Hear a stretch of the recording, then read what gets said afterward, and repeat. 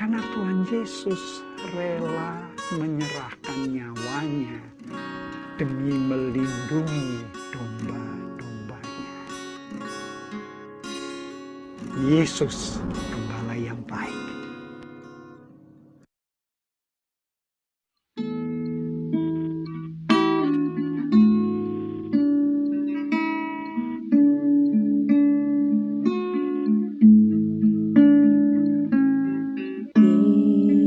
Yesus yang termanis buat jiwaku, buat jiwaku,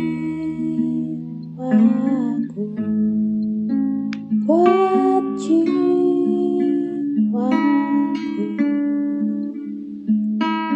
Yesus yang termanis buat jiwaku, ku cinta selamanya.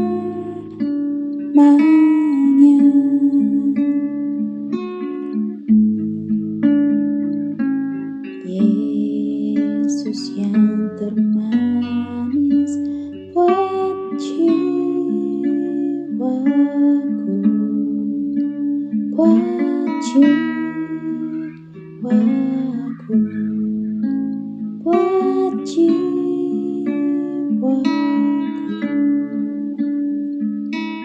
Yesus yang termanis buat jiwaku,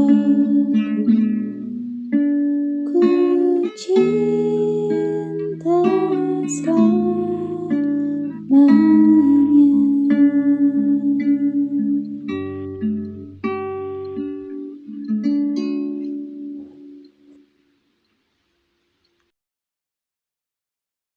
Shalom Bapak, Ibu, Saudara-saudari Jemaat GBT Kristus Pelepas Malang yang dikasihi Tuhan. Kembali kita berjumpa di dalam ibadah doa Philadelphia, dan pada kali ini kita akan merenungkan satu bagian dari firman Tuhan. Namun sebelumnya saya akan mengajak kita untuk bersama-sama berdoa kepada Tuhan. Ya Tuhan Allah Bapa kami, terima kasih Engkau telah mengumpulkan kami kembali untuk bersama-sama berdoa dan juga merenungkan firman-Mu di dalam ibadah doa Philadelphia ini. Kiranya Engkau juga bukakan hati dan pikiran kami untuk siap ditabur dengan kebenaran firman-Mu, dan biarlah Roh Kudus yang menuntun kami supaya kami dapat memahaminya dan juga terlebih lagi dapat melakukannya di dalam kehidupan sehari-hari. Di dalam nama Tuhan Yesus Kristus kami berdoa. Amin. Renungan pada malam hari ini sudah kita mulai dengan membahas seri kitab yang baru, yaitu Injil Yohanes. Dan pada malam hari ini kita memulainya dengan Injil Yohanes pasal yang pertama, ayat 1 sampai ke 18. Saya akan membahasnya secara singkat, ayat demi ayat, namun saya akan mengajak kita bersama-sama untuk terlebih dahulu merenungkan apa sih Injil Yohanes itu dan mengapa pentingnya kita mempelajari bagian pasal 1 ayat 1 sampai 18 ini. Kalau kita melihat di dalam Alkitab kita di Perjanjian Baru ada 4 Injil, Matius, Markus, Lukas, dan Yohanes. Keempat Injil itu menceritakan satu pribadi yang sama, yaitu Tuhan Yesus Kristus, namun dengan penekanan yang berbeda-beda. Misalnya kalau kita membaca Injil Matius, karena ditulis untuk orang-orang Yahudi, maka Matius sangat menekankan bahwa Yesus adalah Mesias yang dijanjikan di dalam Perjanjian Lama. Dialah penggenapan yang dinanti-nantikan oleh umat Yahudi. Oleh sebab itu, Matius membuka Injilnya dengan silsilah Tuhan Yesus Kristus. Dan di situ orang-orang Yahudi kemudian dapat menelusuri jejak Yesus memang benar-benar adalah keturunan Daud yang dijanjikan di dalam Perjanjian Lama. Dan kemudian kalau kita melihat Injil Markus yang ditulis secara ringkas, tidak bertele-tele, langsung kepada tujuannya, kita dapat melihat di dalam Injil Markus tersebut Tuhan Yesus itu digambarkan sebagai seorang hamba yang menderita. Hamba yang lahir di Nazaret. Dan di dalam misinya untuk menebus dosa manusia, penderitaan itu adalah salah satu bagian yang penting. Kemudian kalau kita beralih lagi ke Injil Lukas, Lukas menggambarkan Tuhan Yesus sebagai seorang anak manusia yang mencari dan menyelamatkan yang hilang. Makanya di dalam Injil Lukas kita dapat menemukan silsilah Tuhan Yesus Kristus sampai kepada Adam, nenek moyang seluruh umat manusia. Dan di dalam Injil Lukas itu kita dapat menemukan berbagai peristiwa ketika Tuhan Yesus berinteraksi dengan orang-orang marginal, orang-orang yang dipinggirkan oleh umat Tuhan pada masa itu, karena dianggap tidak layak untuk menerima bagian di dalam keselamatan. Misalnya seperti kisah Zakeus, seorang pemungut cukai yang secara unik hanya terdapat di dalam Injil Lukas. Kemudian kita juga dapat melihat bagaimana Tuhan Yesus berinteraksi dengan orang-orang berdosa lainnya, orang-orang miskin, dengan perempuan-perempuan. Itulah kelompok orang yang dipinggirkan pada masa itu. Kalau kita meneliti Injil Yohanes, Injil ini terlihat memiliki perbedaan dari ketiga Injil yang tadi saya sebutkan itu ya. Dan di dalam Injil Yohanes ini kita tidak akan menemukan banyak tentang Tuhan Yesus ketika menceritakan perumpamaan, atau kemudian kita juga tidak akan menemukan silsilah Tuhan Yesus. Tetapi di dalam Injil Yohanes ini kita akan menemukan siapakah Yesus itu sebenarnya. Yohanes secara unik menyusun Injilnya ini untuk menekankan bahwa Yesus adalah anak Allah. Dia adalah Allah sendiri yang turun dari surga, menjelma menjadi manusia dan hidup di tengah-tengah manusia ciptaannya. Kemudian bagian pasal yang pertama ayat 1 sampai 18 ini biasa disebut sebagai prolog atau pembuka dari Injil Yohanes. Dan kalau kita membaca prolognya ini, di situ terdapat isi Injil Yohanes secara keseluruhan.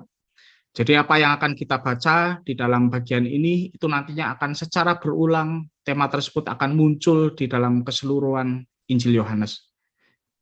Prolog ini juga berisi tentang doktrin-doktrin Kristus yang penting, kristologi yang sangat penting, misalnya ketuhanan Kristus, kemanusiaan Kristus.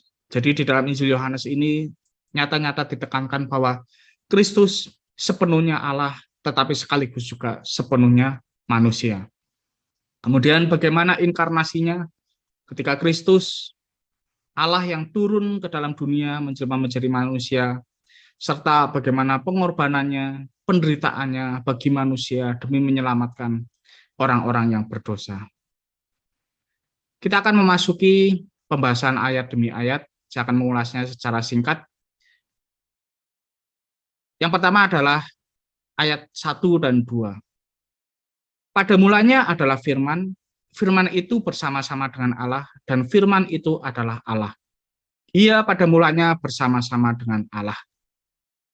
Di sini ada satu istilah yang penting, yaitu firman. Mengapa Yohanes menggunakan kata firman, atau di dalam bahasa Yunaninya logos? Kita akan melihat sekilas mengenai konteks pemikiran pada masa itu. Orang-orang Yahudi itu sangat mengenal penyataan Allah di dalam Perjanjian Lama sebagai firman atau hikmat ya. Hikmat yang sejak permulaan, sebelum dunia dan alam semesta ini dijadikan. Kemudian firman itu juga sering dipersonifikasikan atau diperlakukan seolah-olah sebagai manusia ya, seperti misalnya di dalam Mazmur 147 ayat 15, ia menyampaikan perintahnya ke bumi, dengan segera firman-Nya berlari. Ya, di sini digambarkan firman itu seolah-olah seperti manusia. Kemudian juga pada masa itu bagi orang-orang non-Yahudi ada filsafat yang salah satunya mengajarkan logos itu sebagai pikiran atau fundamental yang mengendalikan seluruh alam semesta ini. Jadi dengan menggunakan kata logos atau firman terjemahnya, maka Yohanes sedang menyatakan firman adalah Allah yang dinyatakan dalam diri Yesus Kristus. Jadi Yohanes seperti yang saya pelajari di beberapa referensi, secara unik ingin merangkul dari kedua sisi ya, baik orang Yahudi maupun non-Yahudi, dan melalui pemikiran tersebutlah Yohanes itu mengarahkan pikiran mereka untuk membuktikan bahwa Kristus sendiri adalah Sang Firman, Allah yang turun menjadi manusia. Nah, ini sangat penting karena di dalam bagian ini kita akan sangat mengenal bahwa Kristus itu bukanlah ciptaan, dia tidak sama seperti manusia, justru dialah yang menciptakan manusia dan alam semesta ini. Bagian kedua ayat 3-8, segala sesuatu dijadikan oleh dia, dan tanpa dia tidak ada suatu pun yang telah jadi dari segala yang telah dijadikan. Dalam dia ada hidup, dan hidup itu adalah terang manusia. Terang itu bercahaya di dalam kegelapan, dan kegelapan itu tidak menguasainya. Datanglah seorang yang diutus Allah, namanya Yohanes. Ia datang sebagai saksi untuk memberi kesaksian tentang terang itu, supaya oleh dia semua orang menjadi percaya. Ia bukan terang itu, tetapi ia harus memberi kesaksian tentang terang itu. Jadi, Kristus yang turun ke dalam dunia itu memancarkan terang Allah yang menembus segala kegelapan dunia, dan ingat, kegelapan itu tidak menguasainya.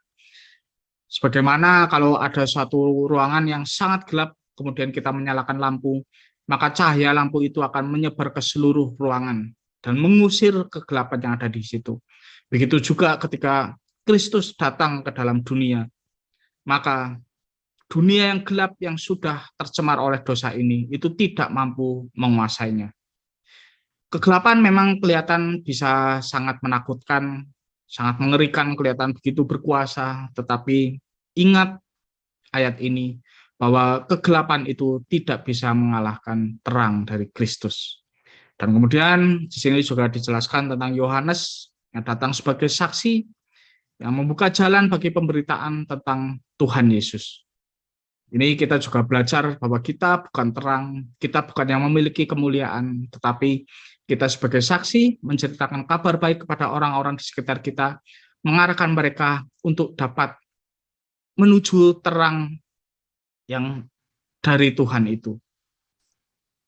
Dan juga kita menuntun mereka untuk melihat kemuliaan Allah, bukan kemuliaan diri kita sendiri. Ayat 9-13, terang yang sesungguhnya yang menerangi setiap orang sedang datang ke dalam dunia. Ia telah ada di dalam dunia dan dunia dijadikan olehnya, tetapi dunia tidak mengenalnya. Ia datang kepada milik kepunyaannya, tetapi orang-orang kepunyaannya itu tidak menerimanya. Tetapi semua orang yang menerimanya diberinya kuasa supaya menjadi anak-anak Allah, yaitu mereka yang percaya dalam namanya. Orang-orang yang diperanakkan bukan dari darah atau dari daging, bukan pula secara jasmani oleh keinginan seorang laki-laki, melainkan dari Allah.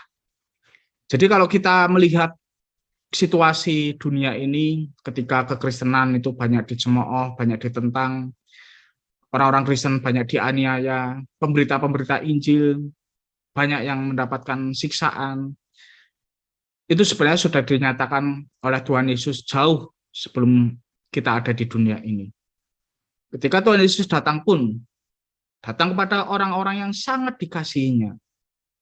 Dia datang dari surga, turun ke dunia untuk menebus dosa manusia.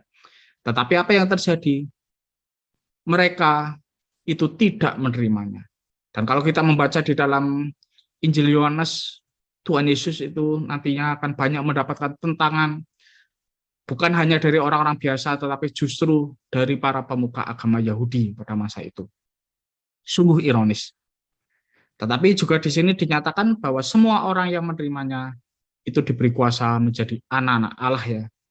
Jadi kita yang tadinya ada di dalam kegelapan karena dosa, tetapi kalau kita menerima Kristus, maka kita menjadi anak-anak Allah yang dilahir barukan, bukan dilahirkan dari orang tua yang berdosa lagi, tetapi dilahir barukan oleh Roh Kudus. Roh Kudus itulah yang kemudian akan membukakan pikiran dan hati kita sehingga setiap orang yang percaya kepada Kristus itu memiliki cara pandang yang sangat berbeda dengan orang-orang yang masih ada di dalam kegelapan. Bagian terakhir ayat 14-18, Firman itu telah menjadi manusia dan diam di antara kita. Kita telah melihat kemuliaannya, yaitu kemuliaan yang diberikan kepadanya sebagai anak tunggal Bapa, penuh kasih karunia dan kebenaran. Yohanes memberi kesaksian tentang dia dan berseru, katanya, inilah dia yang kumaksudkan ketika aku berkata, kemudian daripadaku akan datang dia yang telah mendahului aku, sebab dia telah ada sebelum aku. Karena dari kepenuhannya, kita semua telah menerima kasih karunia demi kasih karunia. Sebab hukum Taurat diberikan oleh Musa, tetapi kasih karunia dan kebenaran datang oleh Yesus Kristus. Tidak seorang pun yang pernah melihat Allah, tetapi anak tunggal Allah yang ada di pangkuan Bapa, dialah yang menyatakannya. Firman itu telah menjadi manusia. Ini berkaitan dengan doktrin inkarnasi Kristus. Dan diam, nah perkataan diam ini kalau kita meneliti di dalam bahasa Yunani-nya, ternyata artinya itu sangat penting ya. Kata ini itu secara literal itu bisa diterjemahkan sebagai membentangkan kemah. Jadi melalui kata ini Yohanes mengingatkan para pembaca yang sangat mengenal kitab-kitab Perjanjian Lama bahwa dulu Allah berdiam di dalam kemah suci. Tetapi ketika Kristus datang ke dunia, maka Allah itu diam di dalam rupa Kristus di antara umat manusia. Dan dari kepenuhannya lah kita itu menerima kasih karunia demi kasih karunia. Apapun yang kebaikan yang kita terima di dalam kehidupan ini, termasuk juga keselamatan, kita menerimanya dari Tuhan Yesus Kristus. Dialah yang memiliki kasih karunia, dialah yang memiliki kebenaran, dan dari dialah kita memiliki segalanya. Dan di dalam ayat terakhir ini, dinyatakan bahwa memang tidak ada seorang pun manusia yang pernah melihat Allah, tetapi dengan melihat Kristus, kita dapat mengenal Allah sepenuhnya.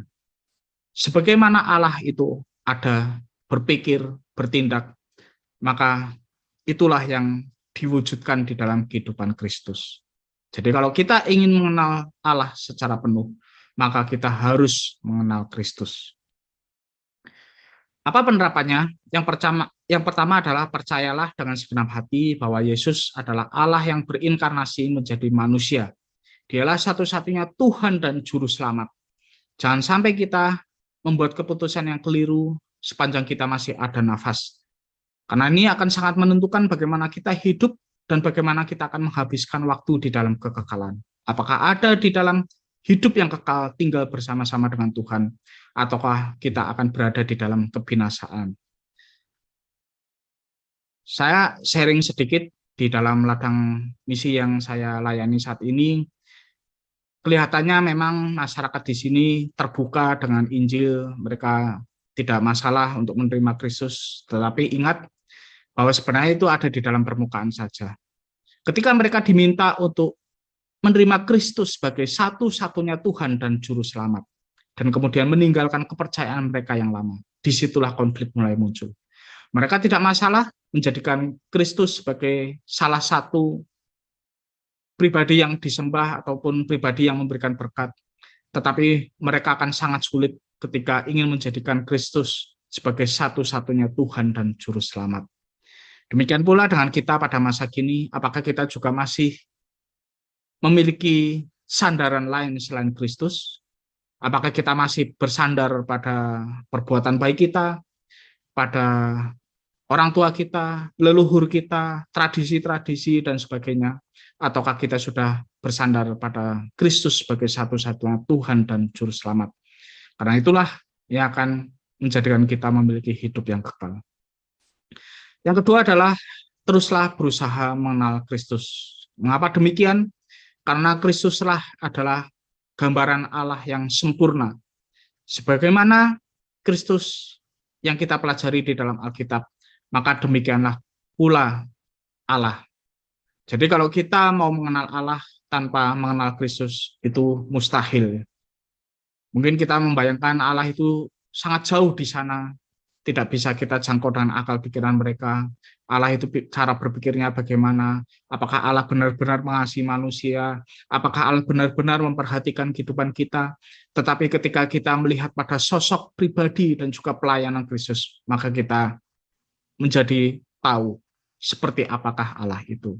Dan melalui Kristuslah kita mampu hidup untuk memancarkan terang dari Allah, bukan malah larut di dalam kegelapan. Jangan takut ketika ada banyak tekanan dan juga godaan, ancaman yang mengajak kita untuk larut di dalam kegelapan. Karena kita memiliki terang yang bukan berasal dari diri kita maupun dari dunia ini, tetapi kita memiliki terang yang berasal dari surga, yang pasti akan sanggup untuk mengalahkan kegelapan. Sekian renungan yang dapat saya bagikan pada malam hari ini, dan kiranya melalui ibadah doa Philadelphia kita akan belajar Kristus lebih dalam lagi di dalam pembahasan-pembahasan selanjutnya. Dan yakinlah ketika kita semakin mengenal Kristus, maka secara otomatis kita juga akan memiliki kerinduan untuk hidup selaras dengan kehendak-Nya dan menjadi berkat bagi banyak orang. Amin. Mari kita berdoa. Terima kasih Tuhan untuk firman yang telah Engkau beritakan kepada kami dan juga untuk ulasan secara singkat yang dapat kami pelajari pada malam hari ini. Sungguh dalam hikmat dan juga kebenaran-Mu Tuhan, tetapi apa yang telah kami pelajari hari ini kiranya itu dapat menjadi bekal bagi kami untuk dapat mengenal Engkau lebih dalam, untuk dapat bersandar kepada Engkau, mengakui Engkau sebagai satu-satunya Tuhan dan Juru Selamat, dan hidup untuk memancarkan yang terang yang berasal dari Engkau.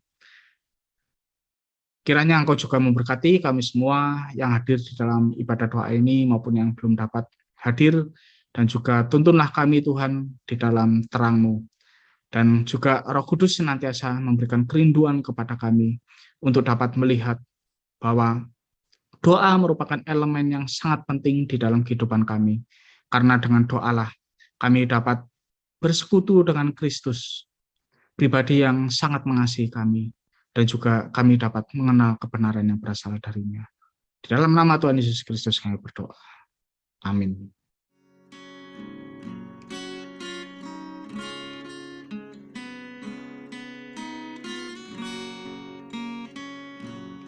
Shalom, berikut adalah pokok doa syafaat yang bisa kita panjatkan pada malam hari ini. Dipersilahkan untuk mencatat atau men-screenshot tayangan ini. Tayangan video ini akan berakhir dan dipersilakan untuk berdoa selama 30 menit ke depan. Sampai bertemu pada ibadah doa Philadelphia mendatang. Selamat malam, Tuhan memberkati.